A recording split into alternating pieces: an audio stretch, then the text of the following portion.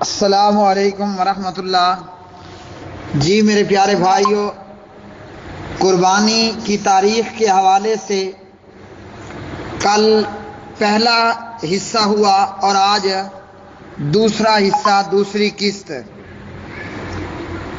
قابیل اور حابیل کا واقعہ جو کہ اللہ رب العالمین نے سورہ المائدہ پارہ نمبر 6 کے اندر بیان کیا۔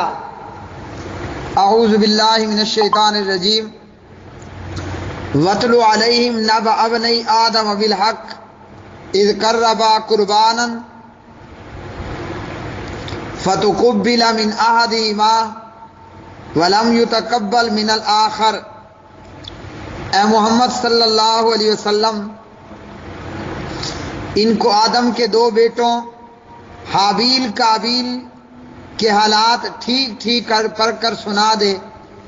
جب حابیل اور قابیل نے اللہ کی راہ میں قربانی دی، حابیل کی قربانی قبول ہوئی اور قابیل کی قربانی مردود کر دی گئی۔ تب قابیل حابیل سے کہنے لگا، میں تجھے قتل کروں گا۔ حابیل نے کہا کہ اللہ پرہیزگاروں ہی کی قربانی نیاز کو قبول کرتا ہے۔ اے قابیل، اگر تو نے مجھے قتل کرنے کے لیے مجھ پر ہاتھ چلایا تو میں تجھ کو قتل کرنے کے لیے تجھ پر ہاتھ نہیں چلاؤں گا۔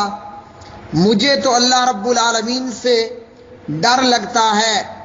میں چاہتا ہوں کہ تو میرے گناہ بھی اور اپنے گناہ بھی لے اور جہنمیوں میں سے ہو جا، اور ظالموں کی یہی سزا ہے۔ قابیل کے نفس نے اسے اس کے بھائی حابیل کے قتل کرنے پر ترغیب دی۔ قابیل نے حابیل کو قتل کیا اور خسارہ اٹھانے والوں میں ہو گیا۔ اب اللہ نے ایک کوے کو بھیجا جو زمین کو ریدنے لگا تاکہ قابیل کو دکھائے کہ وہ اپنے بھائی کی لاش ڈیڈ باڈی کیسے چھپائے۔ قابیل کہنے لگا، ہائے افسوس، مجھ سے اتنا بھی نہ ہو سکا کہ اس کوے کے برابر ہوتا، اپنے بھائی کی لاش کو چھپا دیتا۔ پھر قابیل نادم اور پشیمان ہوا۔ سورہ المائدہ سورت نمبر 5 پارہ نمبر 6 آیت نمبر 27 تا 21۔ حابیل اور قابیل، ان دونوں کا یہ معاملہ اس لیے ظہور پذیر ہوا کہ جناب آدم علیہ السلام کے ہاں صبح کو بھی 2 جڑواں بچے پیدا ہوتے اور شام کو بھی 2 جڑواں بچے پیدا ہوتے۔ صبح والی لڑکی رات والے لڑکے سے نکاح کرتی اور رات والی لڑکی دن والے لڑکے سے نکاح کرتی تھی، تو قابیل کے ساتھ پیدا ہونے والی لڑکی اس کی بہن خوبصورت تھی۔ قابیل کہنے لگا کہ میں اس سے خود ہی شادی کروں گا، کیونکہ حابیل کے ساتھ پیدا ہونے والی خوبصورت نہیں تھی۔ یہ معاملہ طول پکڑتا ہے۔ جھگڑے کی صورت ہوئی تو جناب آدم علیہ السلام نے حابیل قابیل دونوں سے کہا، قربانی کرو، جس کی قربانی قبول ہوئی وہ حق پر ہوگا اور اس کی بات تسلیم کی جائے گی۔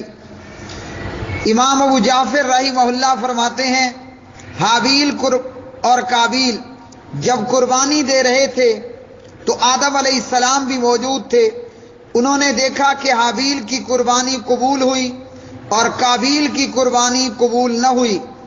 قابیل کہنے لگا کہ حابیل کی قربانی اس لیے ہوئی ہے کہ اے بابا جان آدم، آپ نے حابیل کے حق میں دعا کی اور میرے حق میں دعا نہیں کی۔ اس کے بعد تنہائی میں قابیل نے حابیل کو دھمکی دی۔ اسی طرح ایک رات حابیل کو جانور چراتے ہوئے واپس آنے میں دیر ہوئی۔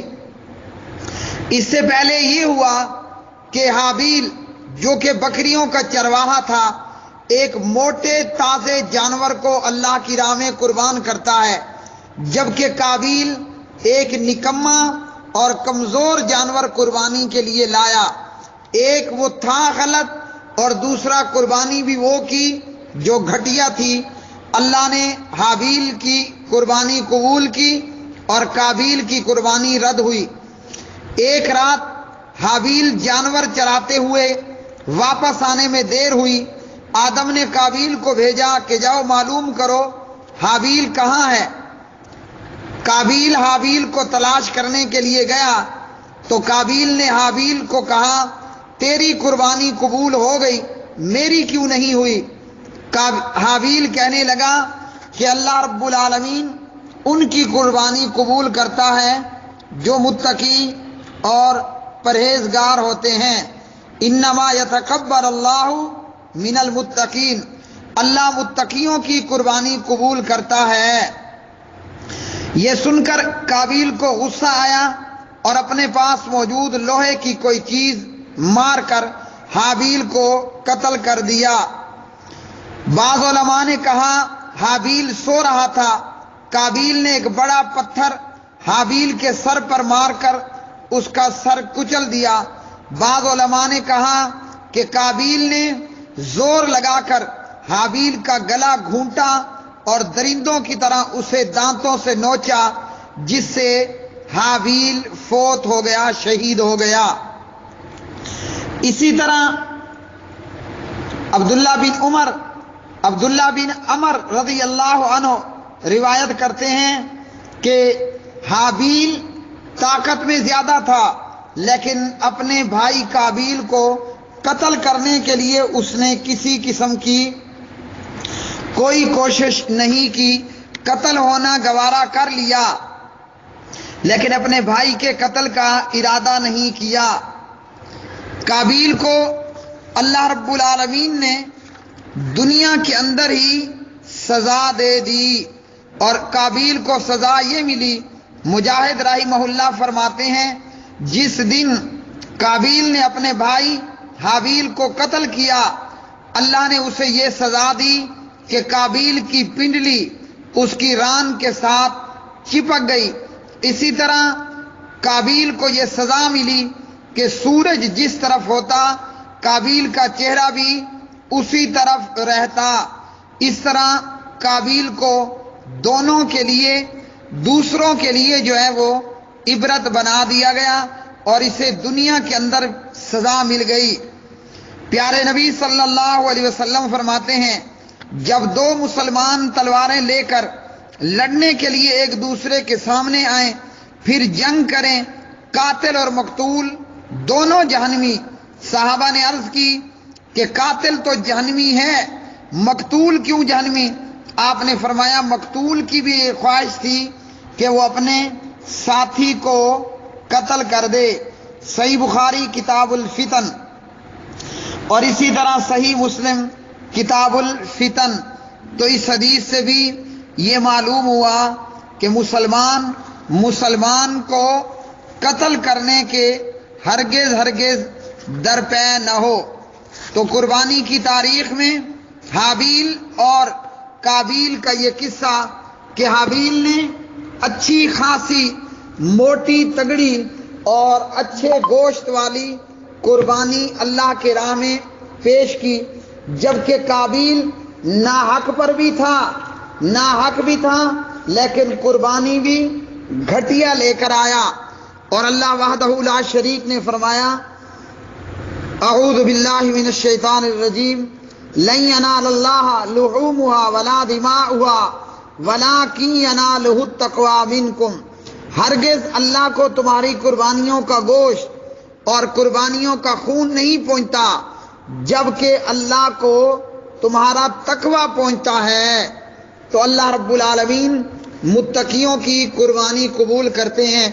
اس لیے ہمارے پیارے نبی صلی اللہ علیہ وسلم نے فرمایا قربانی میں ذبح کیا جانے والا جانور نہ کمزور ہو، نہ بوڑھا ہو، نہ لنگڑا ہو، نہ کانا ہو، نہ اس کے کانوں میں سوراخ ہوں، نہ اس کے کان چیرے ہوئے ہوں، نہ اس کے سینگ ٹوٹے ہوئے ہوں، ابو داؤد ابن ماجہ وغیرہ۔